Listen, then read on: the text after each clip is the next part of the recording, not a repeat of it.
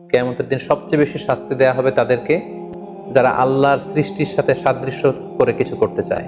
অর্থাৎ আপনি যদি প্রাণী আঁকতে চান, কেমন যেন আল্লাহর সৃষ্টির সাথে সাদৃশ্য করে আপনি কিছু করে দেখাতে চাইলেন। এবং বুখারী মুসলিম উভয় হাদিসের গ্রন্থে এসেছে, আল্লাহ রাসূল সাল্লাল্লাহু আলাইহি ওয়াসাল্লাম ইরশাদ করেছেন, ইন্না আশাদ্দান নাসি আযাবান ইয়াউমাল কিয়ামাতি আল মুসাউবিরুন। কিয়ামতের দিন তাকে সবচাইতে বেশি শাস্তি দেয়া হবে যে প্রাণীর ছবি আঁকে বা মূর্তি বানায় কিংবা স্ট্যাচু বা স্কাল্পচার বা ভাস্কর্য তৈরি করে।